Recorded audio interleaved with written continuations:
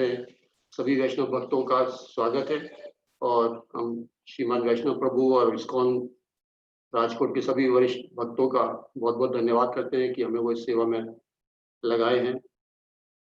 तो हम श्री राधा माधव के भजन के साथ में तो शुरू करते हैं कथा का सत्र।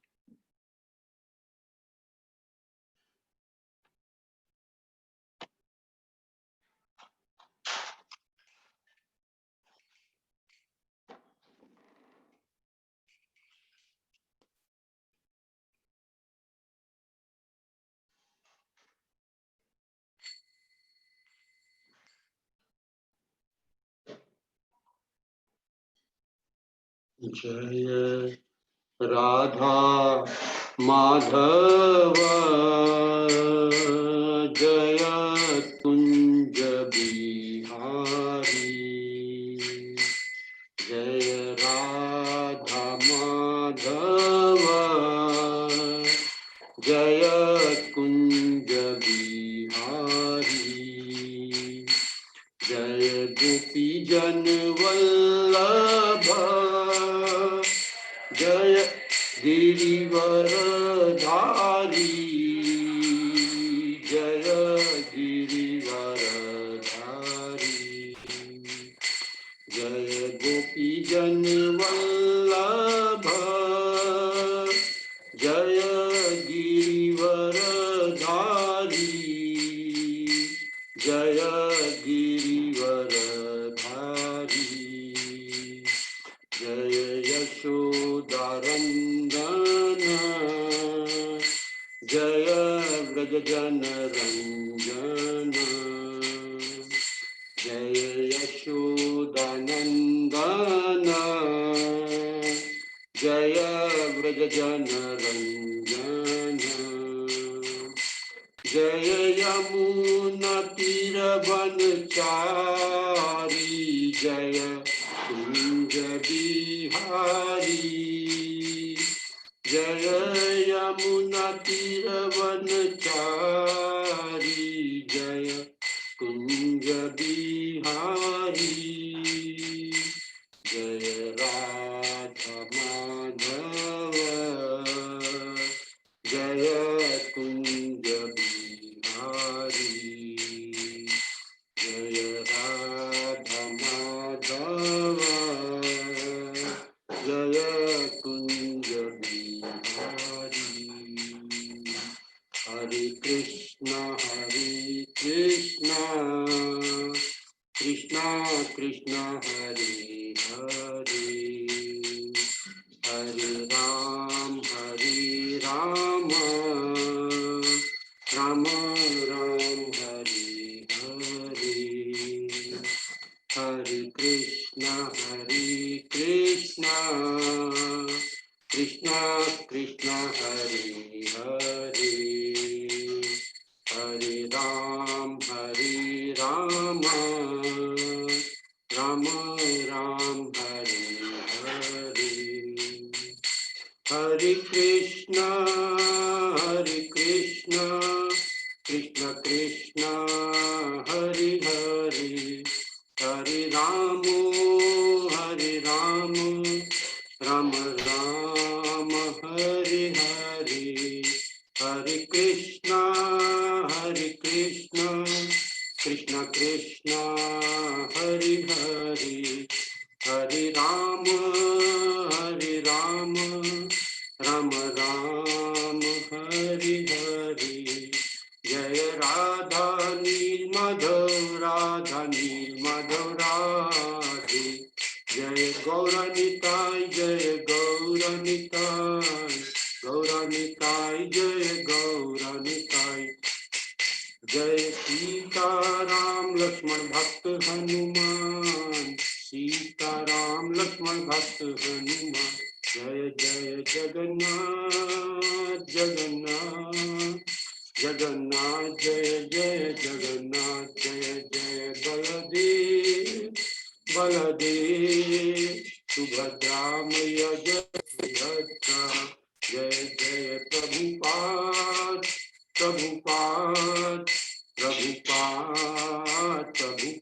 जय जय गुरुदेव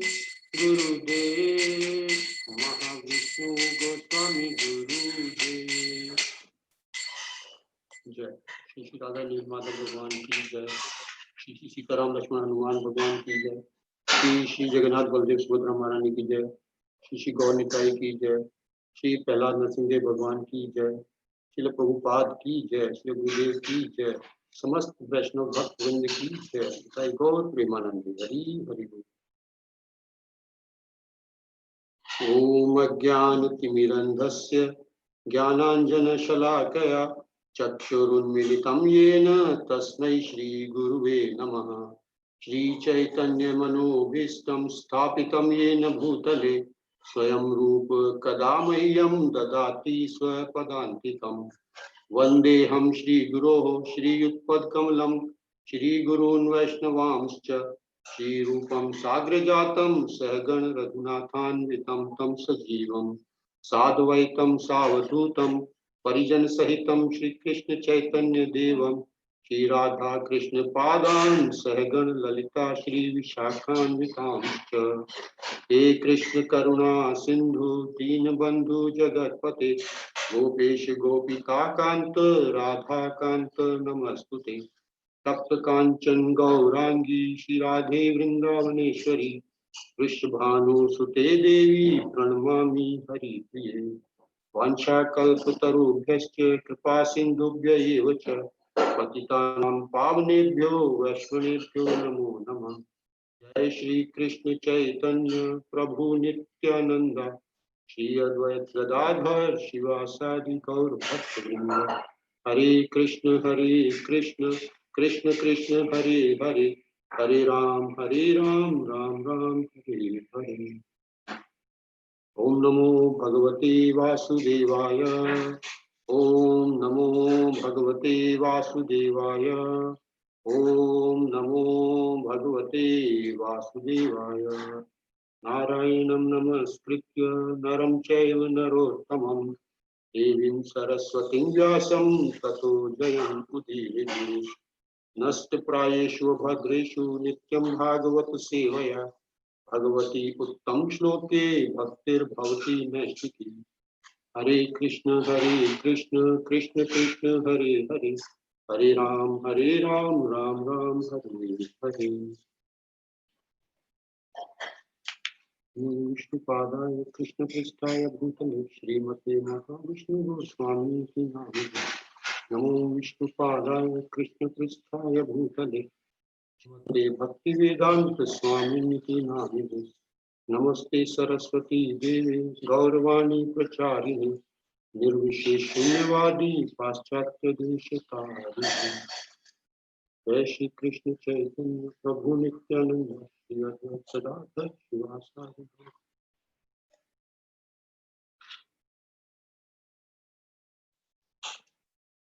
हरे कृष्णा। तो संध्याकालीन सत्र में श्री राधा नील माधव धाम के संध्याकालीन सत्र में सभी भक्तों का बहुत बहुत स्वागत है। और श्रीमान वैष्णव सेवा प्रभु और राजकोट के सभी भक्तों का बहुत बहुत धन्यवाद है जो सेवा का अवसर प्राप्त हुआ है हमारे को। और गुरु महाराज की व्यास पूजा की इस पूर्व संध्या पर हम गुरु महाराज से प्रार्थना करते हैं कि उन्हीं की वाणी को और प्रभुपाद के वचनों को हम दोहरा सके। आज का जैसा हमारा विषय है कि real success of human life, मनुष्य जीवन की वास्तविक सफलता। ये हम सब लोग हम सफल होना चाहते हैं अपने किसी भी क्षेत्र में है। हम हमारे जीवन में हम सफल होना चाहते हैं और सफल बने रहना चाहते हैं। सफलता से और आगे बढ़ते रहना चाहते हैं। सफलता से आगे बढ़ते जाएं। तो ये हमारे जीवन का लक्ष्य ही है कि हम जीवन में किसी तरह से सफल हों। चाहे हम छोटे बच्चे थे तब भी हम स्कूल में सफल होना चाहते थे। हम कॉलेज में आए तो उसके बाद भी हम सफल होना चाहते हैं। फिर हम किसी जॉब में हो, वहाँ भी हम चाहते हैं कि हम सबसे सफल व्यक्ति हों अपने काम में।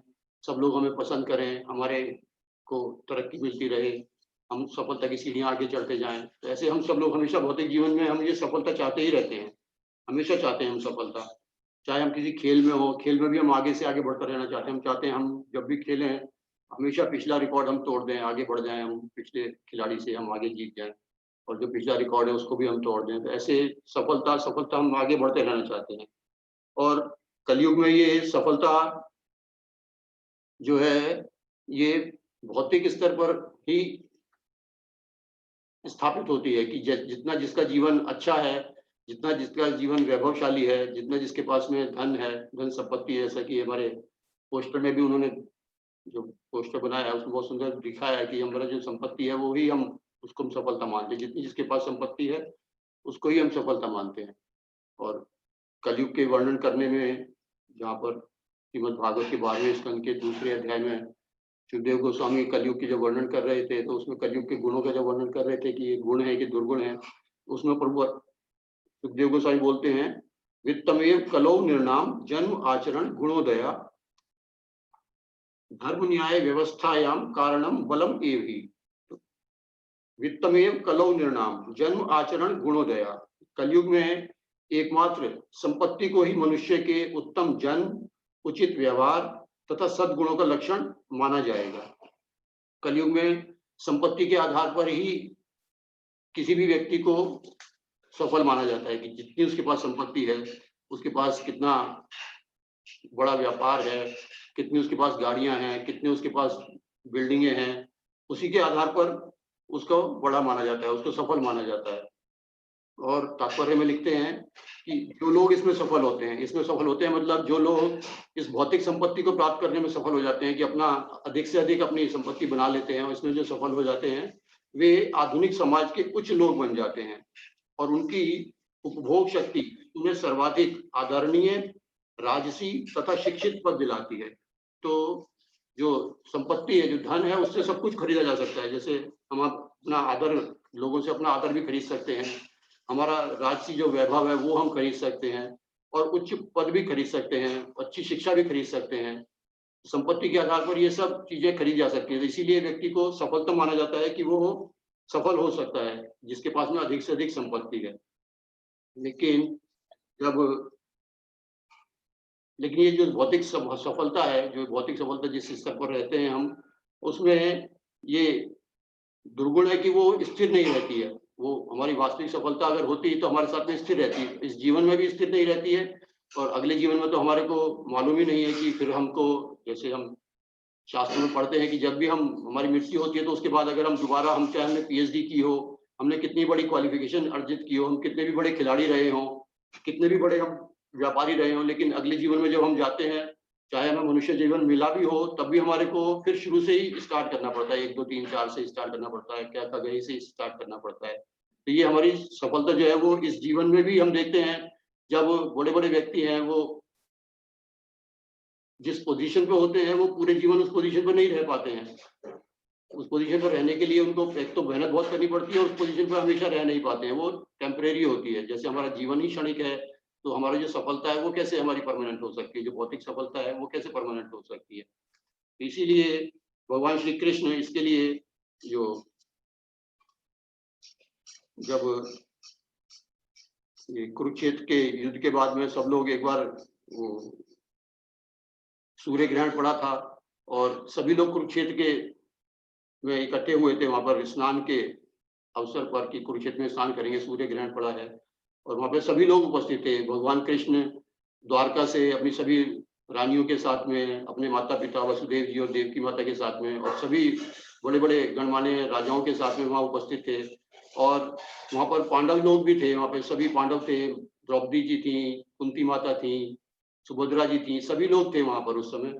और वृंदावन से, मथुरा से भगवान के पुराने सखा सारे ग्वाल बाल गोपियां और वसुदेव जी और वो नंद महाराज और यशोदा माता, सभी सभी भक्त लोग उनके लाए थे। लेकिन उन सबका उद्देश्य सूर्य ग्रहण के अवसर पर उस कुरुक्षेत्र के स्थान में स्नान करने का नहीं था। उनका जो उद्देश्य था वो था वहां पर भगवान के दर्शन करना, भगवान से मिलना।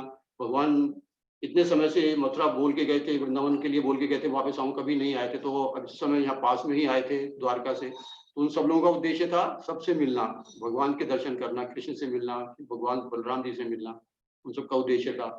और वो सभी लोग वहाँ पे श्रीमद् भागवत में वर्णन है कि सभी लोग वहाँ पर स्त्रियों के साथ समूह बना के, सब जो महारानियां थी भगवान कृष्ण की द्वारका से आई थी, वो सब अपनी अपनी बातें बता रही थी, कृष्ण के साथ कैसे वो व्यवहार करते हैं, कृष्ण कैसे व्यवहार करते हैं, कृष्ण कैसी सेवा करते हैं, वो सब अपने अपने बातें बता रही थी, सब स्त्रियां इसके साथ में थी। और जो पुरुष थे, जितने भी पुरुष थे, सब बड़े बड़े राजा थे, और वसुदेव जी थे, और नंद महाराज थे, और भी बहुत से व्यक्ति थे वहां पे, जो सब लोग आपस में, कृष्ण भगवान, बलराम जी भी थे उस सभा में, पुरुषों के साथ में जो उपस्थित थे, वो सब एक दूसरे से बातें कर रहे थे। तो उसी समय पर वहां पर बहुत से ऋषि मुनि भी उपस्थित हुए, देखा उन्होंने, सब जो आपस में बातें कर रहे थे, उन्होंने देखा कि उसी समय वहां पर बहुत से मुनि और ऋषि भी पधार रहे हैं। और उनका उद्देश्य भी क्या था? उनका उद्देश्य भी था कि कृष्ण से और बलराम के दर्शन करना था, उनकी शरण ग्रहण करना था, उनसे उपदेश सुनना था। वो सारे ऋषि मुनि वहां एकत्रित हुए। जैसे ही सभी लोगों ने, जो अभी अपनी अपनी अपनी बातों में लगे हुए थे, जैसे ही उन सब लोगों ने देखा कि यहाँ पे इतने बड़े महान महान ऋषि आए हैं, इतने मुनि आए हैं, उन सब लोग खड़े हो गए वहां पर और उनके सब मुनियों का स्वागत किया। और मुनियों में श्री नारद जी, व्यास देव जी, असित, देवल और विश्वामित्र जी थे, और परशुराम जी थे अपने सभी शिष्यों के साथ में, और गौतम ऋषि थे, उनमें चारों कुमार थे, वशिष्ठ जी थे, भृगु मुनि थे, अगस्त्य, बहुत से मुनि थे वहां पे, बहुत सारे मुनि आए थे वहां पे। उनका उद्देश्य था भगवान कृष्ण के और बलराम जी के दर्शन करना। जैसे ही वो सब मुनि वहां पर आए, तो कृष्ण जी ने और भगवान बलराम जी ने, सभी ने उपस्थित राजाओं के साथ में उन सबका खड़े होकर स्वागत किया, उनके पाद प्रक्षालन के लिए जल अर्पित किया, उनको उनको सुगंधित फूल मालाएं दी, उनको चंदन और अगरू से उनका तिलक किया। सभी भक्तों, सभी राजाओं ने, और भगवान कृष्ण और बलराम जी ने स्वयं सबकी सेवा की, सारे मुनियों की सेवा की। और जब सबकी विधिवत पूरी सेवा हो गई, सबकी पूजा हो गई, तो सारे मुनि सुखपूर्वक बैठ गए। फिर भगवान कृष्ण ने उस सभा में बोलना शुरू किया, और जब भगवान कृष्ण बोल रहे थे, तो सभी जो भी बड़े व्यक्ति थे, ऋषि मुनि थे और दूसरे राजा थे, सभी लोग शांति से बैठ गए, सभी भगवान की बातें सुनने लगे। और उस समय भगवान बोलते हैं, उस समय भगवान बताते हैं कि हमारे जीवन की वास्तविक सफलता क्या है, हमारे जीवन की निश्चित सफलता क्या है। तो भगवान कहते हैं, श्रीमद् भागवत के 10वें स्कंद के 84वें अध्याय का 9वां श्लोक है ये, 10:84-9। श्री भगवान उवाच, अहो वयम जन्म भृतो लब्धम कार्त्स्येन तत्फलम देवानामपि दुष्प्रापम यद योगेश्वर दर्शनम। अहो वयम जन्म भृतो लब्धम कार्त्स्येन तत्फलम देवानामपि दुष्प्रापम यद योगेश्वर दर्शनम। शब्दार्थ और तात्पर्य अनुवाद से प्रभुपाद जी के भक्तों के द्वारा है। प्रभुपाद की जय। ओह, हम सभी सफलता, श्री भगवान ने कहा, अब हमारे जीवन निश्चित रूप से सफल हो गए, क्योंकि हमें जीवन का चरम लक्ष्य, महान योगेश्वरों के दर्शन, जो कि देवताओं को भी विरले ही मिल पाता है, प्राप्त हो गया है। तो भगवान यहाँ पे कह रहे हैं कि अब हमारे जीवन निश्चित रूप से सफल हो गए हैं। अगर हम देखें भगवान कृष्ण के ही जीवन को देखें, अगर वो यहाँ पर भगवान जो है वो एक सामान्य व्यक्ति की तरह, एक सामान्य नागरिक की तरह से व्यवहार कर रहे हैं, क्योंकि वो एक नर लीला कर रहे हैं, मनुष्य के रूप में लीला कर रहे हैं, और एक व्यक्ति की लीला कर रहे हैं, और वहाँ पे सारे ऋषि मुनि उपस्थित हुए हैं। तो वो उनको अपने अपने को उनसे अधीन मानकर, और एक सामान्य व्यक्ति को जैसे आचरण करना चाहिए अपने गुरुओं के सामने, अपने आचार्यों के सामने, वो आचरण करना हमें सिखा रहे हैं। तो भगवान कह रहे हैं, अब हमारे जीवन निश्चित रूप से सफल हो गए हैं, क्योंकि हमें जीवन का चरम लक्ष्य, महान योगेश्वरों के दर्शन, जो कि देवताओं को भी विरले ही मिल पाता है, प्राप्त हो गया है। जीवन का जो चरम लक्ष्य है, या जीवन की जो निश्चित सफलता है, वो यहाँ पे भगवान क्या कह रहे हैं? कह रहे हैं कि हमारे जीवन की चरम निश्चित सफलता है कि हमारे को आचार्यों के, हमारे को गुरुओं के, हमारे को भगवान के महान भक्तों के, वैष्णवों के दर्शन हो, वो हमारे जीवन की निश्चित सफलता है। एक सामान्य व्यक्ति की तरह से भगवान ये आचरण कर रहे हैं, क्योंकि भगवान स्वयं इस जगत के गुरु हैं। कृष्णम वंदे जगत गुरु, भगवान इस जगत के गुरु हैं। तो वो कैसे अपने गुरुओं का सेवा करनी चाहिए, कैसे अपने गुरुओं का सम्मान करना चाहिए, कैसे अपने गुरुओं को आदर पूर्वक उनकी सेवा करके उनको आसन देना चाहिए, उनको कैसे जल प्रदान करना चाहिए, उनके चरण प्रक्षालन करने चाहिए, ये सब भगवान कृष्ण, क्योंकि कृष्ण ही भगवान जो हैं, जो समस्त जगत के गुरु हैं, वही अपने गुरुओं की सेवा हमें कैसे करनी चाहिए वो हमें अपने व्यवहार से सिखा रहे हैं, क्योंकि वो यहाँ पर एक सामान्य व्यक्ति के रूप में है। और कृष्ण इसलिए कह रहे हैं कि हमारे जीवन निश्चित रूप से सफल हो गए हैं।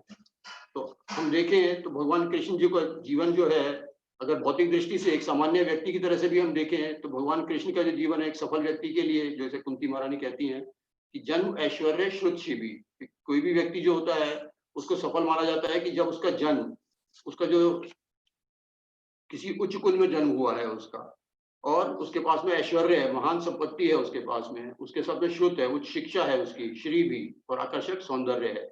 तो तात्पर्य रूपा जी लिखते हैं कि भौतिक दृष्टि से समुन्नत होने का अर्थ है किसी कुलीन परिवार में जन्म लेना और प्रचुर संपत्ति, शिक्षा तथा आकर्षक सौंदर्य से युक्त होना।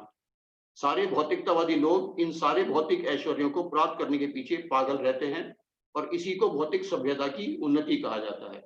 हमारी जो सभ्यता है, जो हमारा भौतिक जीवन है, उसमें जो सफलता है या उन्नति है, वो किस लिए कहा जाता है कि हम सिर्फ हमारा जो जीवन है बहुत उच्च कुल में हमारा हो। तो यहाँ पे भगवान कृष्ण को अगर हम देखें, सामान्य व्यक्ति की तरह भी अगर हम भगवान कृष्ण को देखते हैं तो उनका जो जन्म था बहुत ही उच्च कुल में, चंद्रवंश में उनका जन्म हुआ, और अभी भी वो वृष्णिवंशी कि वंश विष्णुओं के वंश में है, बहुत महान वंश है उनका। और इस वंश के साथ साथ संपत्ति की तो उनके अच्छा अथाह संपत्ति है उनकी। अगर हम देखें उनके जो 16,108 रानियां हैं, और जैसा कि श्रीमद् भागवत में वर्णन है कि उन सब रानियों के लिए जो भगवान ने द्वारका में महल बने हैं, उन महलों में जो मूंगे, पन्ने और माणिक्य, उनके उनके खंभे बने हैं, जिनके एक नेकलेस बनाने के लिए, एक अंगूठी बनाने के लिए हमारे को सोचना पड़ता है। उन बेशकीमती जो पत्थर हैं, मूंगे हैं और माणिक्य हैं और पन्ने हैं, उनके वहां पे उस पूरे महल में वो कॉलम बने हुए हैं, उनके कंगूरे बने हुए हैं, इतना उनका वैभव है, इतना ऐश्वर्य है उनका। तो जिसकी कोई सीमा ही नहीं है, इतना संपत्ति है उनके पास में। और उनका जो शिक्षा है, शिक्षा के विषय में हम जानते हैं कि भगवान कृष्ण ने जब संदीपनी मुनि के आश्रम में वो शिक्षा ग्रहण करने के लिए गए थे, तो 64 दिनों में उन्होंने 64 डिग्रियां हासिल कर ली थी, सब चीजों में, नृत्य में, संगीत में और मैनेजमेंट में, फाइनेंस में, युद्ध कला में, हर चीज में उन्होंने, राजनीति में, सभी चीजों में उन्होंने निपुणता हासिल कर ली थी, और वो भी सिर्फ 64 दिनों में। तो सारी डिग्रियां उनके पास थी। तो उच्च शिक्षा के हिसाब से भी वो बहुत ही उत्तम श्रेणी में थे, बहुत ही सबसे उच्च श्रेणी में थे। और आकर्षक सौंदर्य, तो हम जानते हैं कि जैसे ही रुक्मिणी माता ने उनके सौंदर्य के विषय में सुना था, वो उनकी तरफ आकर्षित हो गई थी। और अब भी हम देखें तो करोड़ों करोड़ों करोड़ों भक्त उनके दर्शन करने के लिए मंदिरों में जाते हैं। और किस लिए जाते हैं? क्योंकि उनका सौंदर्य जो है वो आकर्षक सौंदर्य है। आज भी उनके सौंदर्य के लिए, दर्शन करने के लिए सभी लोग मंदिरों में जाते हैं और उनकी तरफ आकर्षित होते हैं, उनके रूप से आकर्षित होते हैं, उनके श्रृंगार से आकर्षित होते हैं। तो सफल व्यक्ति को जो होना चाहिए, भौतिक दृष्टि से जो सफल व्यक्ति की परिभाषा है कि उसके पास में ये सब कुछ होना चाहिए, जिसके पीछे की, जैसे तात्पर्य रूपा जी लिखते हैं कि लोग इन सारे भौतिक ऐश्वर्यों को प्राप्त करने के पीछे पागल रहते हैं, और जो भगवान को स्वतः ही प्राप्त था। फिर भी भगवान यहाँ पे कह रहे हैं कि हमारा जीवन आज निश्चित रूप से सफल हो गया है। तो इसका अर्थ है कि जो हमारी वास्तविक सफलता है वो हमारे उच्च कुल में नहीं है, हमारी संपत्ति में नहीं है, हमारे उच्च शिक्षा में नहीं है, हमारे सौंदर्य में नहीं है, और वो किस में है कि हमारे को आचार्यों को, हमारे को गुरुओं की शरण ग्रहण करने के अवसर मिल रहा है, हमारे को उनके दर्शन करने का लाभ हो रहा है। उनके दर्शन लाभ कर रहे हैं, हम उनकी शरण ग्रहण कर सकते हैं। अब दर्शन कर रहे हैं तो हम उनसे शरण ग्रहण कर सकते हैं, उनसे आध्यात्मिक जीवन के विषय में पूछ सकते हैं, हम उनसे आध्यात्मिक जीवन के विषय में सुन सकते हैं हम। तो ये हमारे जीवन की वास्तविक सफलता है। तो भगवान इसी को यहाँ पर कह रहे हैं कि अब हमारे जीवन निश्चित रूप से सफल हो गए हैं, क्योंकि हमारे को अब महान वैष्णवों के दर्शन हो रहे हैं। नारद जी हैं, व्यासदेव हैं, असित, केवल, सभी मुनियों के दर्शन हो रहे हैं, और उनके दर्शन से ही जीव पवित्र हो जाता है। ये सब जो भक्त हैं, ये भगवान के महान भक्त हैं।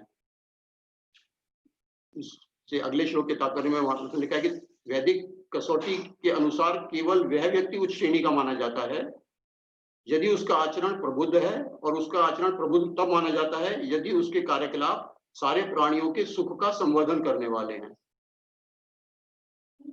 तो सफलतम व्यक्ति को, जो उच्च श्रेणी का व्यक्ति है, उच्च श्रेणी का व्यक्ति मतलब सफलतम जो व्यक्ति है, उसका आचरण प्रबुद्ध होना चाहिए, उसका आचरण श्रेष्ठ होना चाहिए। और आचरण श्रेष्ठ कब होगा? जब वो दूसरे जीवों के विषय में सोचता है, जब वो दूसरे जीवों के कल्याण के विषय में सोचता है, तब वो उसका आचरण प्रबुद्ध माना जाता है। और वही व्यक्ति उच्च श्रेणी का व्यक्ति होता है। और ये ऐसा जो आचरण है आजकल किसी भी स्कूल में, किसी कॉलेज, यूनिवर्सिटी में कहीं पे भी नहीं सिखाया जाता है। और ये हम कैसे अधिक से अधिक सुखी हो सकते हैं, केवल स्कूलों में और कॉलेजों में यही ज्ञान सिखाया जाता है कि हम सेल्फिश होके अपने ही विषय में सोच के हम कैसे अधिक से अधिक सफल हो सकते हैं, यही सिखाया जाता है। तो इसीलिए जो भगवान कह रहे हैं कि हमारी सफलता है वो किसमें है? हमारी सफलता है कि आध्यात्मिक गुरु की हम शरण ग्रहण करें, उनको हम दर्शन करें, उनकी शरण में हम रहें, तब हम ये जीवन में सफल हो सकते हैं। नहीं तो सफल होने के लिए इस भौतिक जगत में बहुत से ऐसे मोटिवेशनल जो प्रेरणादायक स्पीकर होते हैं, जो बातें सुनाते हैं, ऐसे सूत्र बताते हैं, बहुत से सूत्र बताते हैं कि ये आप सूत्र अपनाओ। और वो सूत्र किस आधार पर होते हैं? वो सूत्र उस आधार पर होते हैं कि जब एक व्यक्ति कोई भौतिक दृष्टि से सफल हो गया, चाहे वो व्यवसाय में सफल हो गया, चाहे वो एजुकेशन के फील्ड में सफल हो गया, चाहे वो बहुत अच्छा खिलाड़ी बन गया किसी भी क्षेत्र में, तो जैसे वो सफल होता है, तो जैसे उसने बचपन में, चाहे उसके पास में बहुत ही अभाव का जीवन होता है बचपन में, जैसे हम किसी खिलाड़ी का उदाहरण देखें तो पेले फुटबॉल के बहुत ही मशहूर खिलाड़ी हुए हैं और अभी भी उनकी बहुत ही प्रसिद्धि है उनकी अभी भी खेल में। लेकिन अब वो खेल नहीं सकते हैं, वो जो उनकी प्रसिद्धि थी, जो खेल का उनका जो एक्सपर्टीज थी, वो अब क्योंकि उनकी आयु बढ़ गई है तो वो खेल नहीं सकते हैं अब। तो इसलिए भौतिक सफलता जो है वो कुछ समय के लिए रहती है। तो जो पेले थे अपने बचपन में, उनके पास में इतने सुख नहीं थे, उनके साधन नहीं थे कि वो फुटबॉल भी खरीद सकें, लेकिन उनको खेलने का शौक था।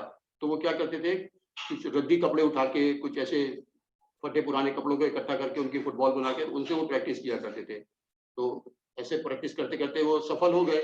तो अब अगर कोई व्यक्ति ये सोचे कि ये सफलता का सूत्र है कि कोई व्यक्ति रद्दी कपड़े उठा के फुटबॉल बना के उसकी प्रैक्टिस करेगा तो वो सफल हो सकता है, तो ये सूत्र एक बार पेले के साथ में हो गया, लेकिन दूसरा व्यक्ति इसी सूत्र को अपनाए, इसी साधन को अपनाए, तो वो सफल नहीं हो सकता है। तो भौतिक दृष्टि से सफल होने के लिए जो मोटिवेशनल स्पीकर बड़े बड़े सूत्र बताते हैं, वो जो व्यक्ति सफल हो जाता है, उसने जैसे अपने जीवन में किया उसी को वो आधार मान के वो सूत्र बनाते हैं, वो साधन बनाते हैं। लेकिन वास्तविकता में ऐसा हो नहीं सकता है। जो व्यक्ति सफल हो गया, उसने जो साधन अपनाए वैसे ही बिल्कुल साधन अपना के वो कोई दूसरा व्यक्ति भी सफल हो सकता है। तो ये तो ऐसा उदाहरण है, एक उदाहरण है। ऐसे हजारों उदाहरण हम दे सकते हैं जो भौतिक जीवन में मिलते हैं हमारे को, कि कोई व्यक्ति सफल हो जाता है और वो जिस रास्ते से जाके सफल हो जाता है उसको वो सूत्र बना देते हैं। तो ऐसा आध्यात्मिक जीवन में इसके विपरीत होता है बिल्कुल। इस आध्यात्मिक जीवन में क्या है कि हम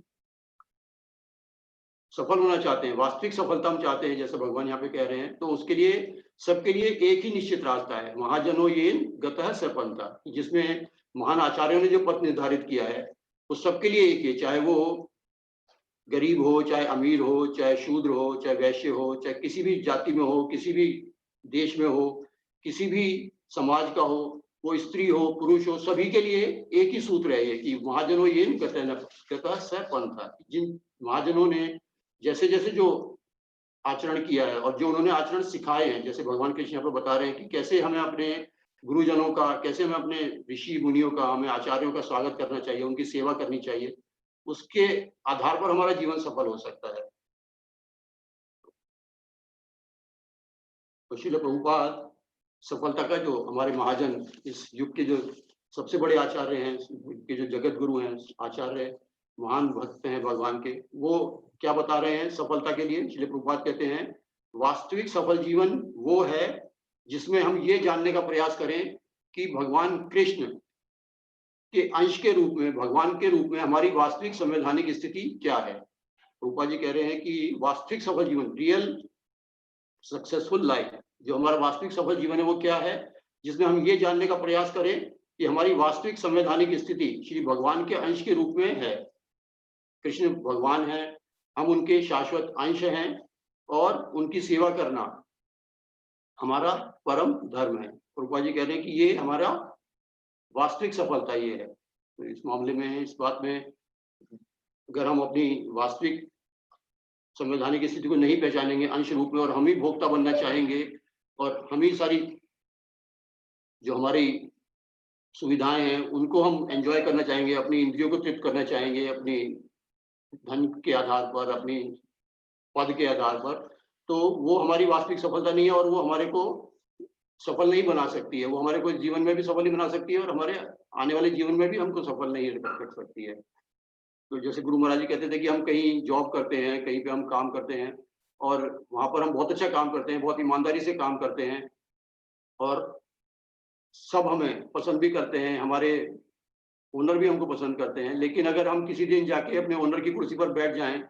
हम भले ही कितने भी प्रिय हों उसको, कितना भी ईमानदारी से अच्छा काम करते हो, लेकिन वो उसी दिन हमारी छुट्टी कर सकता है और हमारे को नौकरी से भी निकाल देगा। तो हमारे जीवन की जो सफलता है, हमारे जो हम जो काम कर रहे हैं उसमें सफलता क्या है कि हम अपने पद पे रहते हुए, जो भी पद हमको निर्धारित, चाहे हम सुपरवाइजर हैं, चाहे हम मैनेजर हैं, चाहे हम जूनियर लेवल पर हैं, चाहे हम सीनियर लेवल पे, किसी भी लेवल पर हैं, हमारी सफलता जीवन की, हमारे जॉब में हमारी सफलता ये है कि हम अपने को उस बड़े ऑर्गेनाइजेशन का, उस कंपनी का अंश मान के उसकी सेवा करते रहें, उतना ही है। अगर हम वहाँ जाके मालिक की कुर्सी पे बैठना चाहें, हम उस मालिक की तरह से भोग करना चाहें, तो वहाँ हमारी सफलता समाप्त हो जाएगी, उसी समय हमें नौकरी से निकाल दिया जाएगा। इसी तरह से अगर हम भगवान की जो सर्वोत्तम उच्च स्थिति है उसको हम स्वीकार करें, अपने को उनके अंश के रूप में, उनकी सेवा के रूप में अपनी स्थिति बनाए रखें, तब हम हमारा जीवन सफल हो सकता है। और श्रील प्रभुपाद जी दूसरी बात कहते हैं कि जीवन की सफलता इसमें है कि हम अपनी सारी आवश्यकताओं को, हमारी जो भी जितनी भी शारीरिक आवश्यकताएं हैं, हमारी जो भौतिक जरूरतें हैं, उनको हम मिनिमम रखें। तो महाराज भी कहते थे कि हमें अपनी जरूरतों को बेयर मिनिमम रखना चाहिए कि जितने से हमारा शरीर और आत्मा का काम चलता रहे।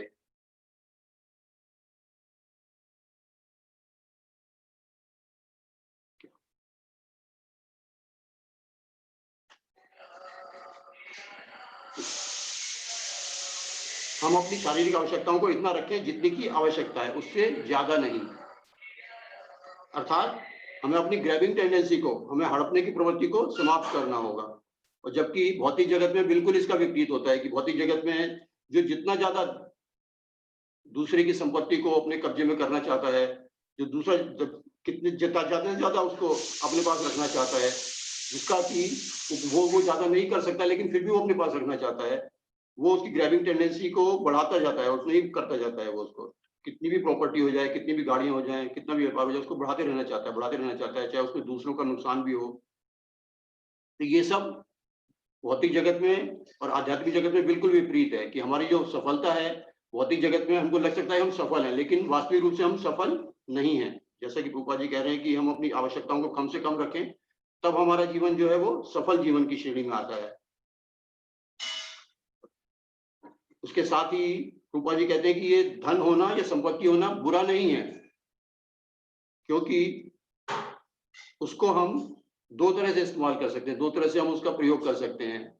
और ये उसके प्रयोग पर निर्भर करता है कि वो संपत्ति बुरी है कि अच्छी है। जैसे कि संपत्ति ज्यादा हो तो किसी को नशा करने का शौक हो जाए, कोई उसको जुआ खेलने का शौक हो, किसी को मांस खाने का शौक हो, व्याभिचार का शौक हो, तो ये जो धन का उपयोग है ये उसको बुरा है। धन अपने आप में बुरा नहीं है, धन का जो प्रयोग है वो कैसे करते हैं वो बुरा है।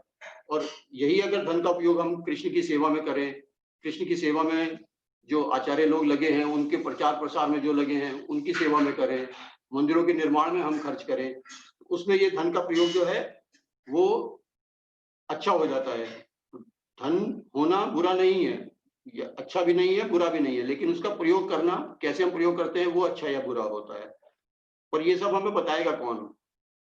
इसके लिए हमारे को आध्यात्मिक गुरु की आवश्यकता होती है, क्योंकि जितने भी हमारे जो भौतिक गुरु हैं वो हमें ये नहीं बताते हैं कि हमारे को कैसे धन का प्रयोग करना चाहिए, कैसे को हमारे को अपने पद का प्रयोग करना चाहिए। हम भगवान के अंश हैं, ये कहीं भी किसी भी स्कूल में नहीं सिखाया जाता है। तो भगवान इसीलिए कह रहे हैं कि हमारे जीवन निश्चित रूप से सफल होगा, क्योंकि अब हमें गुरुजनों के दर्शन हो रहे हैं, हमें मुनियों के दर्शन हो रहे हैं, जो हमें बताएंगे कि हम भगवान के अंश हैं, भगवान की सेवा करना हमारा धर्म है। तो जब हम ऐसा करेंगे तभी हमारा जीवन जो है वो महान सफलता की ओर बढ़ सकता है। क्योंकि ये, और भगवान कह रहे हैं कि ये जो मुनियों के दर्शन है, गुरुओं के दर्शन है, ये देवताओं को भी दुर्लभ है। ये देवताओं को,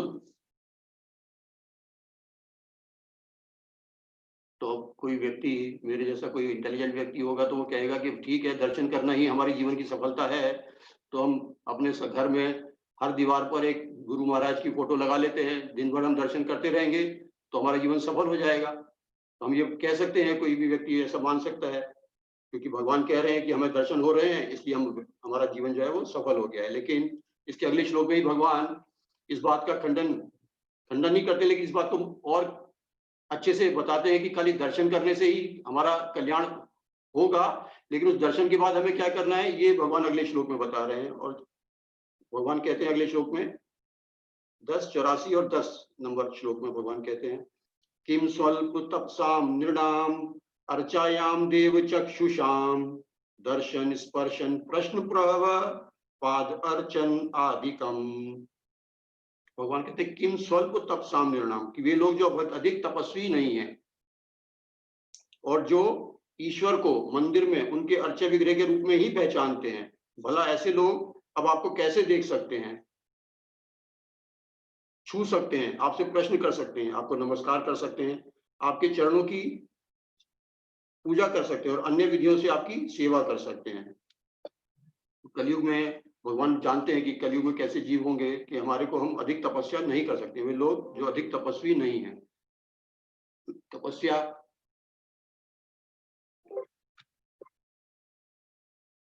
के विषय में श्री प्रभुपाद कहते हैं कि तपस्या वो है जो कार्य हम छोड़ना नहीं चाहते हैं, जो आदत हम छोड़ना नहीं चाहते हैं और स्वेच्छा से हमको वो छोड़ देनी पड़ती है या छोड़ देना चाहिए हमारे को, उसको तपस्या कहते हैं।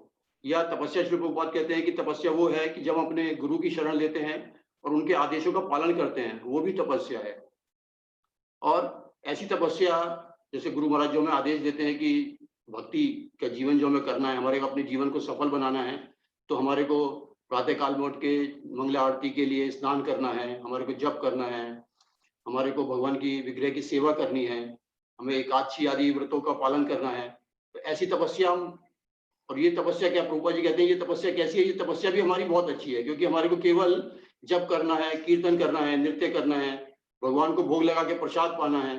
तो ऐसी तपस्या बहुत आसान है और कलयुग के लिए ये बहुत ही कारगर भी है, बहुत ही उपयुक्त भी है और इसी से हम सफलता प्राप्त कर सकते हैं।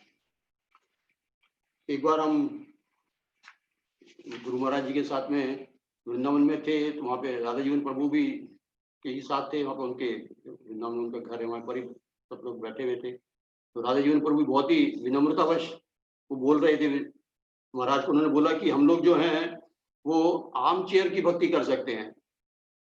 राधा जीवन प्रभु इतने बड़े भक्त हैं, फिर भी विनम्रतावश वो कह रहे थे। तो ये हमारी स्थिति है, ये उन भक्तों की नहीं है, लेकिन हमारी स्थिति है कि हम बहुत ही आरामदायक स्थिति में ही भक्ति कर सकते हैं। हम ज्यादा कष्ट अपने को नहीं देना चाहते हैं, ज्यादा तपस्या नहीं करना चाहते हैं, और ज्यादा तपस्या होने से हम जैसे ही हमारे को कोई कष्ट होता है हम उसमें से बचना चाहते हैं, कोई शॉर्टकट ढूंढना चाहते हैं उसमें से बचने के लिए कि हमको ये कष्ट ना हो, ये तपस्या ना करनी पड़े, भक्ति में हमारा आराम से बैठे बैठे हमारी भक्ति का पालन हो जाए।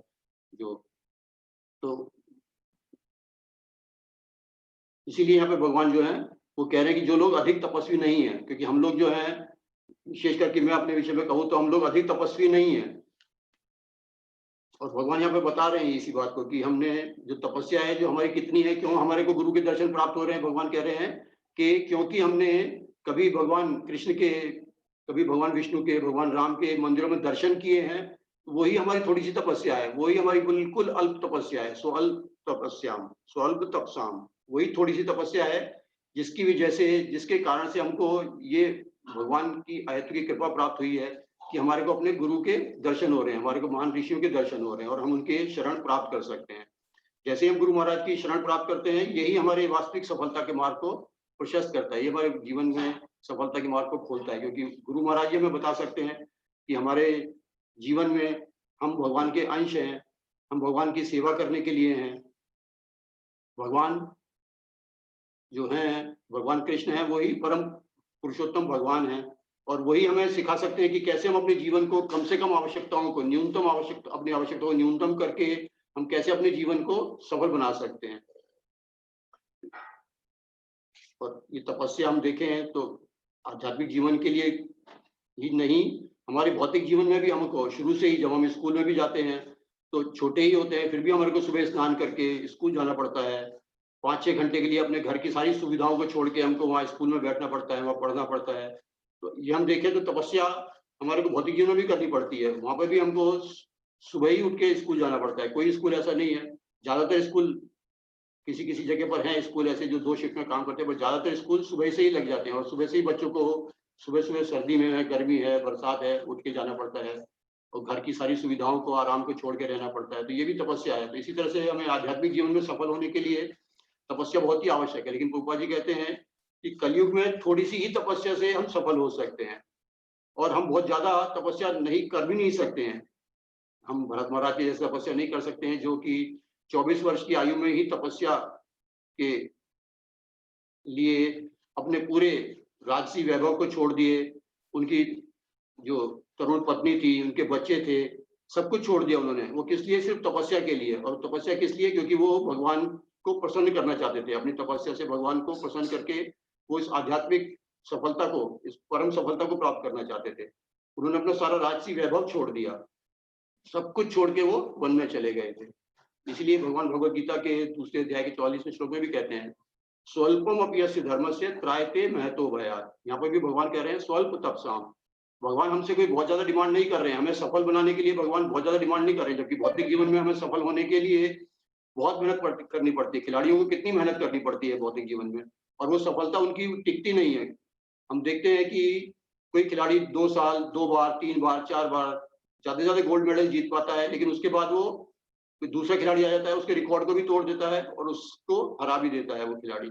ऐसे ही व्यवसाय में भी हम देखते हैं, जो सबसे धनी व्यक्ति हैं, हम संसार में पढ़ते हैं कि सबसे धनी व्यक्ति बड़ी-बड़ी मैगज़ीन्स में, टाइम मैगज़ीन में उसमें आता है कि लगातार चौथे साल ये व्यक्ति सब दुनिया का सबसे अमीर व्यक्ति है।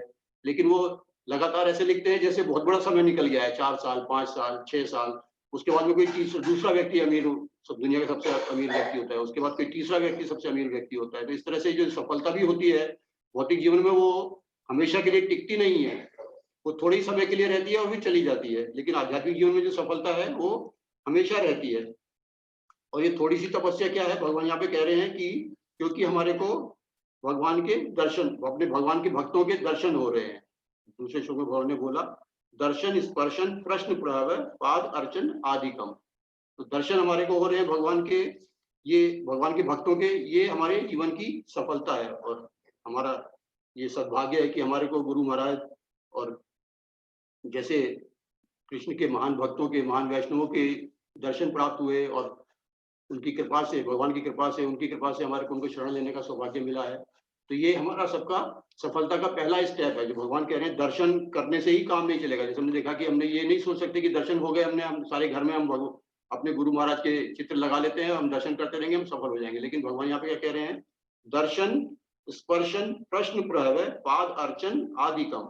ये भगवान इसका पूरा सिस्टम बता रहे हैं कैसे हम सफल होंगे। दर्शन अब हमको हो गए हैं, क्योंकि चैतन्य चरितमृत में भी कहा गया है कि प्रभु कहे तुम्ही महा भागवत उत्तम, तुम्हार दर्शने सवार द्रव हईले मन। चैतन्य चरितमृत के मध्य लीला के 8वें अध्याय के 44वें वर्ष में ये कहा गया है। चैतन्य महाप्रभु जी रामानंद राय को कहते हैं, आप उत्तम भक्तों में सर्वश्रेष्ठ हैं, इसलिए आपके दर्शन मात्र से ही सबके हृदय द्रवित हो गए हैं। यद्यपि मैं एक अभक्त हूँ और मायावादी सन्यासी हूँ, भगवान चैतन्य महाप्रभु स्वयं इतने बड़े भगवान ही है स्वयं, फिर भी वो कितने विनम्रतावश कह रहे हैं कि मैं एक अभक्त हूँ और मायावादी सन्यासी हूँ, मैं भी कृष्ण प्रेम में सागर में गोते लगा रहा हूँ। आपके स्पर्श से, आपके दर्शन से मेरा ये हाल हो गया है कि मैं भगवान कृष्ण के प्रेम में, उनके सागर में गोते लगा रहा हूँ। तो ये भगवान चैतन्य महाप्रभु स्वयं बता रहे हैं, प्रभु कहे तुम्ही महा भागवत उत्तम, तुम्हार दर्शनीय सवार द्रव हई मन। और मन जो है वो द्रवित हो जाता है, क्योंकि भौतिक जीवन में जब तक हम रहते हैं, हम भौतिक सफलता के पीछे भागते रहते हैं, तो हमारा मन जो है वो कठोर हो जाता है। हम दूसरे व्यक्ति को देखना ही नहीं चाहते हमारी प्रतियोगिता के सामने, हम चाहते हैं सबसे आगे हम ही बढ़ते जाएं, हम ही आगे रहे। तो हमारा हृदय जो है वो कठोर हो जाता है, हमारा मन कठोर हो जाता है, दूसरे के विषय में हम सोचते ही नहीं है। और जैसे कि तात्पर्य में उन्होंने लिखा था कि उच्च श्रेणी का व्यक्ति वह है जिसका आचरण और कार्यकलाप सारे प्राणियों के सुख का संवर्धन करने वाले हैं। तो सफल व्यक्ति की परिभाषा में ये सबसे महत्वपूर्ण है कि वो जो दूसरे व्यक्ति को सुख देखना चाहता है वो वैष्णवी हो सकता है। वैष्णव के अलावा और कोई व्यक्ति ऐसा नहीं हो सकता है जो दूसरे को सुख में, दूसरे के सुख को बढ़ाना चाहता है। बाकी सभी जीव, सभी भौतिकतावादी सफल लोग अपने ही सुख को बढ़ाना चाहते हैं, दूसरे को सफल देखना ही नहीं चाहते हैं अपने सामने। वो चाहते हैं कि प्रतियोगिता में मेरे से आगे कोई ना आए। और ये एक भक्त का ही गुण है कि वो अपने कार्यकलाप से और अपने आचरण से सारे प्राणियों के सुख का संवर्धन करने वाला है। तो ये केवल और केवल एक आध्यात्मिक गुरु ही कर सकते हैं, महान वैष्णव ही कर सकते हैं।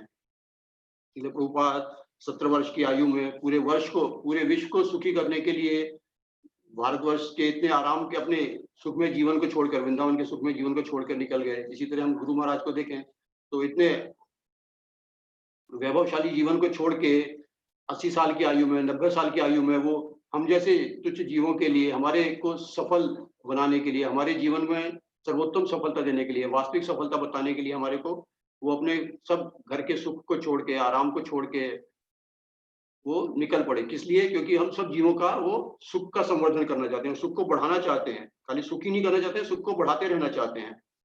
तो ये अपनी असुविधाओं को पूरी तरह भूलकर ये है कि जो वैष्णव हैं वो कैसे उनके दर्शन का लाभ हमारे को होता है। और फिर दर्शन हमारे को हो जाए तो हमारे को क्या करना है? भगवान दूसरी बात बता रहे हैं, दर्शन स्पर्शन। हमारे को उनके चरणों में शरण ग्रहण करनी है, उनके चरण स्पर्श करने हैं, उनके ऊपर उनके विनम्रता से उनके प्रति पूरी तरह से समर्पित रहना है, विनम्र भाव से उनकी सेवा करनी है। एक बार हम जब महाराज जी के साथ उस समय वृंदावन में ही थे, तब महाराज मंदिर के प्रांगण में ही, वृंदावन मंदिर के प्रांगण में बैठे थे, तो उसी समय वहां पर एक बहुत ही वरिष्ठ सन्यासी आए।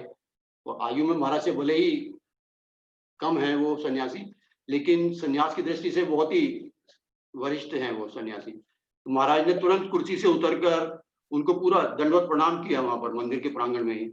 और हम जानते हैं महाराज को दंडवत प्रणाम करने में, उठने में बहुत मुश्किल भी होता था, लेकिन फिर भी महाराज ने पूरी तरह से उनको समर्पित भाव से उनको प्रणाम किया और उनको दंडवत प्रणाम किया उनको। तो इस तरह से जैसे भगवान यहाँ पर अपने आचरण से हमें सिखा रहे हैं कि कैसे हमारे को गुरु की शरण लेनी चाहिए। सामान्य व्यक्ति की जैसे भगवान आचरण करके बता रहे हैं कि गुरुओं को कैसी शरण लेके हम अपने जीवन को सफल बनाना चाहिए। यहाँ पर हमारे गुरु महाराज भी हमको सिखा रहे हैं अपने आचरण से कि कैसे हमको अपने वरिष्ठ भक्तों का, वरिष्ठ वैष्णवों का स्वागत करना चाहिए, कैसे उनको दंडवत प्रणाम करके उनकी विनम्र भाव से उनके चरणों में प्रणाम करना चाहिए। और जब ये दर्शन और स्पर्शन, जब हम दर्शन, हमारे को दर्शन हो गए, हमारे को स्पर्श, हमने भगवान उनके चरणों में विनम्र भाव से अपने आप को समर्पित किया, तब हम प्रश्न पूछ सकते हैं। ये तीसरी बात भगवान कह रहे हैं, दर्शन स्पर्शन प्रश्न। जो भगवत गीता में भगवान ने बोला, तत्विद्धि प्रणिपातेन परिप्रश्नेन सेवया। जो बात भगवान ने अर्जुन को वहां बोली, वो भगवान यहाँ पर आचरण करके दिखा रहे हैं कि कैसे हमारे को गुरुओं की शरण ग्रहण करनी चाहिए। जो उपदेश दे के, जैसे हम कहते हैं कि जो भगवान ने उपदेश दिए उनको भागवतम में प्रैक्टिकली भक्तों ने किया, और यहाँ पे भगवान स्वयं वो करके दिखा रहे हैं कि फिर वो गुरुओं से प्रश्न करना चाहिए। और प्रश्न कैसे होने चाहिए? ये श्रीमद् भागवत के पहले स्कंद के दूसरे अध्याय के 5वें श्लोक में, उसके तात्पर्य में श्री प्रभुपाद लिखते हैं, जिसमें वो श्लोक है, मुने साधु पृष्ठो हम भवद्गी लोक मंगलम यत्कृत कृष्ण संप्रश्नो येनात्मा सुप्रसीदति। इसके तात्पर्य में लिखते हैं कि प्रश्न कैसे पूछने चाहिए हमारे को, और प्रश्न कैसे, जनरली जो भौतिक जगत है उसमें लोग कैसे प्रश्न पूछते हैं हमेशा। रूपा जी लिखते हैं, सारा संसार प्रश्नों तथा उत्तरों से परिपूर्ण है। सारे पक्षी, पशु तथा मनुष्य शाश्वत प्रश्नों एवं उत्तरों में व्यस्त हैं। भोर होते ही सारे पक्षी अपने नीड़ों में प्रश्नों तथा उत्तरों में लग जाते हैं, और शाम होते ही वही पक्षी वापस आकर पुनः प्रश्नोत्तर में व्यस्त हो जाते हैं। मनुष्य भी जब तक प्रगाढ़ निद्रा में सो नहीं जाता, प्रश्नोत्तर में व्यस्त रहता है। व्यापारी बाजारों में प्रश्नोत्तर में लगे रहते हैं। इसी प्रकार न्यायालय में वकील, विद्यालयों एवं महाविद्यालयों में विद्यार्थी भी व्यस्त रहते हैं। सांसद भी संसद में प्रश्नोत्तर में लगे रहते हैं, और राजनीतिक तथा प्रेस प्रतिनिधि भी प्रश्नोत्तर में मशगूल दिखते हैं। यद्यपि ये लोग जीवन भर ऐसे प्रश्नोत्तर करते रहते हैं, किंतु रंच मात्र तुष्ट नहीं हो पाते। आत्मा की तुष्टि तो केवल कृष्ण विषयक प्रश्नोत्तरों से ही हो सकती है। कृष्ण को भूलकर हमने प्रश्नों तथा उत्तरों के अनेक विषय बना लिए हैं, किंतु इनमें से किसी से भी हमें पूर्ण तुष्टि प्राप्त नहीं होती। कृष्ण के अतिरिक्त सारी वस्तुएं क्षणिक तुष्टि प्रदान करने वाली हैं। अतः यदि हम पूर्ण तुष्टि चाहते हैं तो हमें कृष्ण विषयक प्रश्नों तथा उत्तरों को ग्रहण करना होगा।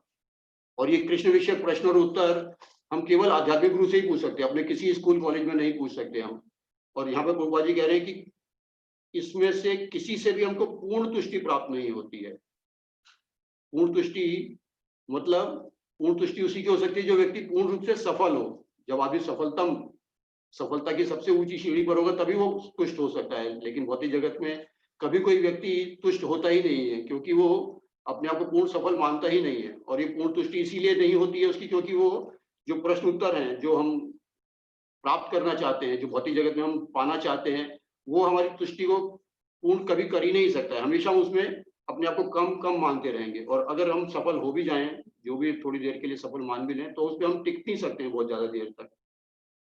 जैसे हमने पहले देखा, बात की कि जो व्यक्ति खिलाड़ी है वो एक बार, दो बार, तीन बार ओलंपिक में गोल्ड मेडल जीत सकता है, लेकिन उसके बाद में फिर वो कोई दूसरा खिलाड़ी आ जाता है, कोई तीसरा व्यक्ति आ जाता है, तो उसके रिकॉर्ड को भी तोड़ देता है। तो इस तरह से सफलतम व्यक्ति जो है वो कभी रह नहीं सकता अपने पद पर। और जो पूर्ण तुष्टि है, इसलिए प्रभुपाद कह रहे हैं कि हमें जो पूर्ण तुष्टि है वो प्राप्त नहीं हो सकती है। और जो संसार की जितनी भी सफलताएं हैं वो कैसी हैं? कृष्ण के अतिरिक्त सारी वस्तुएं क्षणिक तुष्टि प्रदान करने वाली हैं। इसलिए श्रील प्रभुपाद कह रहे हैं कि जो क्षणिक तुष्टि है, जो सफलता है भौतिक जगत की, वो क्षणिक है, वो हमारे को ज्यादा समय तक हमारे पास नहीं रहती है। और दूसरा क्या है कि भौतिक जीवन में सफल होने के लिए हमारे को जो भी कुछ प्राप्त करना है वो 100% प्राप्त करना होता है।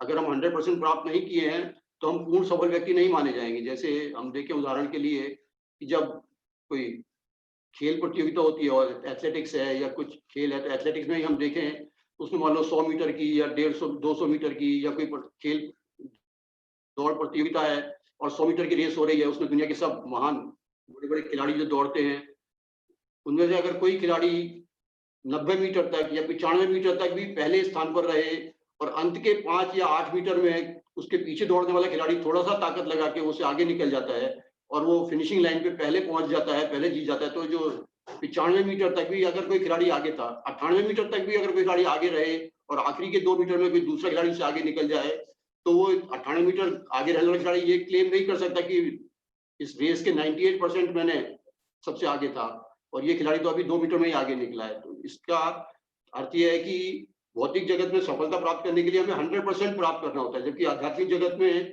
बिल्कुल इसका विपरीत है। आध्यात्मिक सफलता अगर हम प्राप्त करते हैं तो वहां पर हम 100% फेल भी हो जाएं, हमें पूरी सफलता ना भी मिले, अगर हम कृष्ण की और गुरु की प्रसन्नता के लिए कोई कार्य कर रहे हैं और उसमें हमें 100% सफलता नहीं, 100% सफलता के बाद छोड़ दिए, 100% हम फेल भी हो जाएं, फिर भी भगवान उसको, उस प्रयास को ही, केवल उस प्रयास को, उस भगवान की सेवा का, गुरु की सेवा का जो हमने प्रयास किया है, उसी प्रयास को भगवान 100% मानते हैं और उसमें हमें पूर्ण सफलता, पूरी सफलता में प्रदान करते हैं। जैसे हम अगर जटायु का उदाहरण देखें, तो जटायु सामान्य भौतिक दृष्टि से देखें तो वो माता सीता को बचाने का प्रयास किया उन्होंने, जो रावण उनका अपहरण करके ले जा रहा था, लेकिन उस प्रयास में वो 100% विफल रहे। उस प्रयास में वो युद्ध में रावण से पूरी तरह हार भी गए, यहाँ तक कि उनको इतनी बुरी तरह से उनके पंख काट दिए गए, उनके शरीर को घायल कर दिया गया कि उनको मृत्यु भी हुई। लेकिन वो अपने भौतिक दृष्टि से हम देखें तो अपने प्रयास में पूरी तरह विफल थे, 100% विफल थे, लेकिन अपने इस प्रयास के कारण उन्होंने भगवान राम को पूरी तरह से संतुष्ट किया था, पूरी तरह से भगवान राम उनसे प्रसन्न हुए थे और उनको जीत भी लिया था भगवान राम को उन्होंने इस अपने प्रयास के कारण। और कैसे भगवान राम ने उनकी अंतिम समय में अपने पुत्र की भांति, अपने जैसे पिता का अंतिम संस्कार करते हैं वैसे उनका संस्कार किया और उनको पूरी तरह से हारने के बाद भी, पूरी तरह से असफल रहने के बाद भी भगवान ने उनको पूर्ण सफलता दी कि उनको अपने वैकुंठ धाम में उनको स्थान दिया। और वो ये है हमारी आध्यात्मिक सफलता, जो हमारे को परम गति को प्राप्त कराती है। हमारे को किसी भी, चाहे हम कितने भी असफल रहे हों, लेकिन हमने जो प्रयास किया है हमको उसके ही फलस्वरूप इतनी सफलता मिलती है कि हम वैकुंठ धाम को जा सकते हैं। जैसे जटायु ने जो प्राप्त किया वो वैकुंठ धाम को चला गया, ऐसे ही कोई व्यक्ति बहुत बड़ा बिजनेसमैन हो और वो हमने बिजनेस में फेल हो जाए, उसके कोई बहुत बड़ा घाटा हो जाए, पूरा उसका नुकसान हो जाए, वो उसने जो लोगों से लोन लिया है, बैंक से लोन लिया, वो चुका ना पाए, तो उसकी कितनी बदनामी होती है, उसको जेल भी जाना पड़ता है। लेकिन ऐसे ही दूसरा उदाहरण हम देखें तो जो बलि महाराज थे, जब भगवान वामन देव उनके पास आए तो वो पूरे तीनों लोकों के राजा थे, वो उनके पास सारी सुख संपत्ति सब कुछ था उनके पास में, फिर भी भगवान वामन देव ने जब उनसे 3 पग भूमि मांगने के बाद में उनसे सारे 3 लोगों के राज्य छीन लिए, उनको पूरी तरह से लज्जित किया और उनको बांध भी दिया गया, ऊपर से उनको अपने गुरु का श्राप भी मिला, अपने गुरु की आज्ञा का पालन ना करने का, और पूरा राज्य चला गया, सब बिल्कुल एक तरह से वो पूरी तरह से दिवालिया हो गए थे। बली महाराज पूरी तरह से भगवान वामन देव के हाथों से पूरी तरह से दिवालिया बना दिए गए थे और उनको बांध के एक तरफ डाल दिया गया था। लेकिन फिर भी भगवान वामन देव को प्रसन्न करने के लिए उनको जीत लिया उन्होंने, उनके अपने इस प्रयास में, उनकी सेवा करने के प्रयास में कि हम आपकी ये सेवा कर रहे हैं, कि हम आपने जो मांगा है वो हम आपको देंगे। उस प्रयास में उन्होंने भगवान वामन देव को जीत लिया, चाहे वो अपनी सारी संपत्ति हार गए, सारा दिवालिया हो गए, फिर भी उन्होंने भगवान वामन देव को जीत लिया और वामन देव ने उनको ऐसा राज्य दिया फिर उसके बाद में कि भगवान वामन देव स्वयं उस राज्य में उनकी रक्षा करने के लिए वहां पे पहरेदार की तरह से रहते हैं। तो ये आध्यात्मिक जीवन, और ये हमें कौन बता सकता है? ये हमें केवल आध्यात्मिक गुरु ही बता सकते हैं। जब हम उनसे प्रश्न करते हैं कि हमारे जीवन की वास्तविक सफलता क्या है, तो वो हमें इन्हीं शास्त्रों उदाहरणों से हमें बताते हैं कि हमारे वास्तविक जीवन की सफलता है कि हम अपने गुरु की शरण में रहकर उनकी सेवा करके भगवान के अंश के रूप में अपने को जानकर हम अपनी स्थिति को पहचान कर उनकी सेवा करें। इन्हीं उदाहरणों से वो हमें शिक्षा देते हैं। चैतन्य चरितमृत के मध्य लीला में कहा गया है, महत कृपा बिना कौन कर्म भक्ति नय, कृष्ण भक्ति दूरे रहू संसार नहीं शय। जब तक किसी पर शुद्ध भक्त की कृपा ना हो, महत कृपा बिना, महत कृपा मतलब जिसमें किसी पे शुद्ध भक्त की कृपा ना हो, तब तक वो कौन कर्म, कोई भी कर्म करे।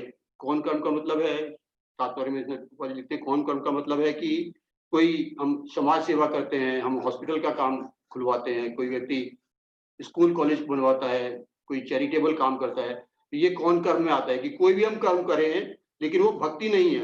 और भक्ति क्यों नहीं है? क्योंकि महत कृपा बिना उनके ऊपर शुद्ध भक्त का आशीर्वाद नहीं है, शुद्ध भक्त की उपस्थिति नहीं है, शुद्ध भक्त के वचन नहीं है, वहां पर उनके दर्शन नहीं है, तो हम कोई भी सामाजिक कार्य करें, कोई भी चैरिटेबल कार्य करें, उसमें हमारे को भक्ति नहीं प्राप्त होगी। महत कृपा बिना कौन कर्म भक्ति नय, कृष्ण भक्ति दूरे रहू संसार नहीं शय। और कृष्ण भक्ति की बात तो दूर है, ये जो भौतिक संसार है, इसकी जो मुसीबतें हैं, इसमें जो हमारे जीवन में कष्ट है, वो ही भी दूर नहीं होगा। तो बहुत भक्ति की तो बात बहुत दूर है। कृष्ण भक्ति दूरे रहूं, इस भौतिक बंधन से भी हम नहीं छूट सकते हैं। तो तात्पर्य में श्री गोपाल लिखते हैं, भक्ति केवल शुद्ध भक्त की कृपा के द्वारा ही प्राप्त की जा सकती है। कोई किसी भी स्थिति में हो, उसे कृष्ण भक्ति महात्मा गुरु के चरण कमलों की शरण ग्रहण करनी चाहिए, क्योंकि वे महात्मा ही संपूर्ण मानव जाति के शुभ चिंतक हैं। जैसे हमने पहले भी देखा तात्पर्य में कि जो उच्च श्रेणी के जो आचरण है वो क्या है कि जब हम दूसरों को सुख के संवर्धन करना चाहते हैं, वही उच्च श्रेणी का आचरण है। इस तरह से यहाँ पे भगवान श्री प्रभुपाद कह रहे हैं कि चरण कमलों की, महात्मा गुरु के चरण कमलों की शरण ग्रहण करनी चाहिए, क्योंकि वे महात्मा ही संपूर्ण मानव जाति के शुभ चिंतक हैं। और उन्हीं के शरण में जाकर हम भगवान की महिमा सुनकर अपने विषय में अपनी वास्तविक स्थिति को जानकर हम अपने जीवन को सफल बना सकते हैं। और यही हमारे जीवन की वास्तविक सफलता होगी, क्योंकि जो भी भौतिक सफलता है वो क्षणिक है और क्षणिक तुष्टि प्रदान करने वाली है, पूरी तरह से हमें पूर्ण तुष्टि नहीं प्रदान कर सकती है हमारे को। भौतिक संपत्ति के विषय में महाराज एक तो पूरी तरह से हमको उसके शब्द एग्जैक्टली नहीं है, लेकिन महाराज जो कहते थे वो था कि होए 2-4 तो 10 करने की इच्छा होगी। अगर हमारे पास में 2-4 कोई प्रॉपर्टी है या धन संपत्ति है या कुछ भी है, तो हमारे को 10 करने की इच्छा होगी। होए 10 वे शत करने की इच्छा होगी। अगर हमारे पास 10 है तो फिर हमको 100 बनाने की इच्छा होगी, फिर 1000 लाख ये सब बनाने की इच्छा होगी, और फिर पृथ्वीपति होने की चाह जगेगी। जब हमारे पास 1000 हो जाएगा, लाख हो जाएगा, तो पूरी पृथ्वी का साम्राज्य हमारे को चाहिए। हिरण्यकशिपु पूरी पृथ्वी का साम्राज्य चाहता था, पूरी पृथ्वी का ही नहीं, पूरे तीनों लोकों का साम्राज्य उसके पास में था। तो और उसकी फिर भी उसकी चाह खत्म नहीं होती थी।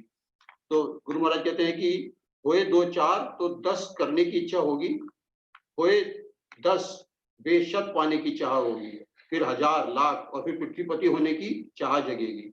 इस तरह से भौतिक जीवन में सफलता हो भी जाए तो हम कभी भी तुष्ट नहीं हो सकते हैं, और तुष्ट नहीं होंगे तो हम कभी भी सुखी नहीं हो सकते हैं। संतुष्ट नहीं होंगे तो हम कभी भी तुष्ट सफल नहीं हो सकते हैं, और हम सुखी नहीं हो सकते। क्योंकि प्रभुपाद जी एक दो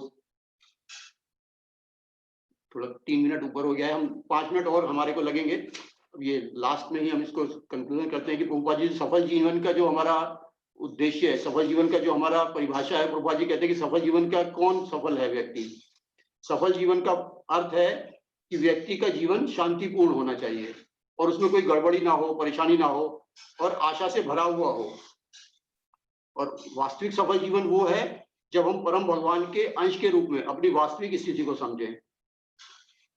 तीसरी बात प्रभुपाद जी बोलते हैं, जब हम कृष्ण भावनामत को प्राप्त कर लेते हैं इस तरह से कि हम हमारे भगवान के अंश हैं और भगवान की सेवा करनी है, इस तरह से हम कृष्ण भावनामत को प्राप्त कर लेते हैं, तो हमारा जीवन जो है वो जीवन ही नहीं, हमारा भविष्य पूरी तरह से सुरक्षित होता है और सुनिश्चित होता है। जबकि आध्यात्म भौतिक जगत में सुनिश्चित नहीं होता है कि हम सफल होंगे कि नहीं होंगे, हम कितना भी प्रयास कर रहे हैं हो सकता है हम सफल ना भी हो।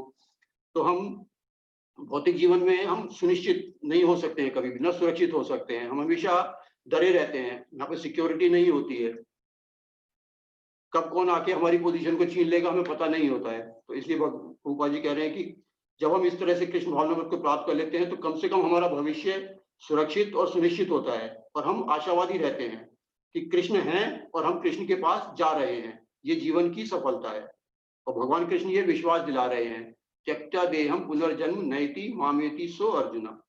तो हम सुरक्षित महसूस करते हैं कि अगर हम गुरु और कृष्ण की सेवा में लगे रहें तो निश्चित ही हमें सफलता मिलेगी। प्रभुपाद जी यहाँ पे फाइनली कंक्लूजन कहते हैं कि ये हम पूरी तरह से महसूस कर सकते हैं और हम सुरक्षित रह सकते हैं, सुनिश्चित रह सकते हैं कि अगर हम गुरु और कृष्ण की सेवा में लगे हैं तो निश्चित ही हमें सफलता मिलेगी। और इसमें से अगर हम अलग अलग इन शब्दों को, अगर हम 4 शब्द हैं इसमें 4 बातें प्रभुपाद जी ने की कि जीवन, सफल जीवन का अर्थ है, पहला बोला प्रभुपाद जी ने कि शांतिपूर्ण हो, पीसफुल। और दूसरा बोला प्रभुपाद ने कि हम अपने जीवन की वास्तविक महत्व को समझें कि हम कौन हैं, understanding our real constitutional position as part parcel of supreme lord. Understanding, इसका हम यू ले रहे हैं, तो पीसफुल का P, U understanding our real constitutional position का यू, और तीसरा है इसमें प्रभुपाद जी कह रहे हैं कि सिक्योर और श्योर एंड सिक्योर, कि हम पूरी तरह से सुनिश्चित हैं और सुरक्षित हैं, तो उसका हम एस ले लें। और चौथा प्रभुपाद जी कह रहे हैं कि हम आशावादी रहें, हम आशावादी रहेंगे क्योंकि कृष्ण भगवान हैं और हम वास्तव में उनके पास जा रहे हैं। उन्होंने ये प्रतिज्ञा ली है, उन्होंने ये प्रण किया है कि जो मेरे बारे में जानता है वो मेरे पास ही आता है। तो हम ऐसे होपफुल होंगे, आशावादी होंगे, हम होपफुल होंगे। तो पीसफुल का पी, अंडरस्टैंडिंग अवर रियल पोजीशन का यू, और श्योर एंड सिक्योर का एस, और होपफुल का एच। तो ये हो गया PUSH, पुश। तो आध्यात्मिक जीवन में भी और भौतिक जीवन में भी, भौतिक जीवन में हम देखते हैं कि हमें को सफलता प्राप्त करने के लिए बहुत पुश करना पड़ता है। हमारे एक बॉस थे जो हम, तो हमेशा मीटिंग में बोलते थे कि तुम सब लोग अगर मिलकर थोड़ा थोड़ा पुश लगाओ तो हम ये टारगेट अचीव कर सकते हैं, हम इस प्रोजेक्ट को पूरा कर सकते हैं, समय में हम प्राप्त कर सकते हैं जो भी हमने टारगेट लगाया है। तो ये पुश सभी जगह जरूरी है। तो हम सफल जीवन को जानने के लिए हम जाने की सफल जीवन की परिभाषा में खाली ज्यादा धन संपत्ति होना, बहुत अच्छा वैभव होना, अच्छी पोजीशन होना, यही नहीं है। जन्म ऐश्वर्य सुशी भी नहीं है। उसमें प्रभुपाद जी परिभाषा दे रहे हैं वो पुश के रूप में हम याद रख सकते हैं कि हमारा जीवन पीसफुल हो तो हमारा जीवन सफल है। हम अपने जीवन की वास्तविक स्थिति को पहचान लें कि हम भगवान के अंश हैं, अंडरस्टैंडिंग अवर रियल पोजीशन, तो हमारा जीवन सफल है। हम अपने आप को सेफ और सिक्योर और श्योर महसूस करें, निश्चित महसूस करें, और हम आशावादी हों कि हम भगवान के पास जा रहे हैं ये गुरु के शरण में रह के, गुरु के आदेशों का पालन करके, तो हम सफल व्यक्ति माने जाते हैं। ये हमारे जीवन की परम सफलता है और ये हमारे जीवन की आध्यात्मिक रूप में ही हम सफल हो सकते हैं। भौतिक जीवन में हम कभी भी पूर्ण रूप से सफल नहीं हो सकते हैं। हरे कृष्णा। ग्रंथराज श्रीमद् भागवतम की जय, श्री प्रभुपाद की जय, गुरुदेव की जय, सभी वैष्णव भक्तवृंद की जय। हरे कृष्ण प्रभु। हरे कृष्ण प्रभु। बहुत ही सुंदर लेक्चर रहा आपका, सुन के बहुत ही ज्यादा आनंद की प्राप्ति हुई। वास्तविक जीवन में सफलता क्या है ये विषय पे आपने बहुत ही सुंदर तरीके से समझाया, महाराज जी का उदाहरण दिया और लास्ट में आपने पुश PUSH उसका भी शॉर्ट फॉर्म दिया। बहुत ही सुंदर, बहुत ही मजा आया। तो अब हम ये लेक्चर की पूर्णाहुति की तरफ जाते हैं। मैं इस्कॉन मंदिर राजकोट के प्रमुख श्री वैष्णव सेवा प्रभु जी की तरफ से, इस्कॉन मंदिर राजकोट के सभी भक्तों की तरफ से एवं यह लेक्चर सुन रहे सभी श्रोताओं की तरफ से श्यामचरण प्रभु जी का खूब खूब धन्यवाद करना चाहता हूँ, जिन्होंने इतना सुंदर लेक्चर वास्तविक हमारे जीवन में वास्तविक सफलता क्या है इस विषय के ऊपर दिया। श्यामचरण प्रभु जी से फिर से नेक्स्ट सेशन में मुलाकात हो जाएगी, लेकिन एक और रिक्वेस्ट मैं वैष्णव सेवा प्रभु जी की तरफ से करना चाहता हूँ।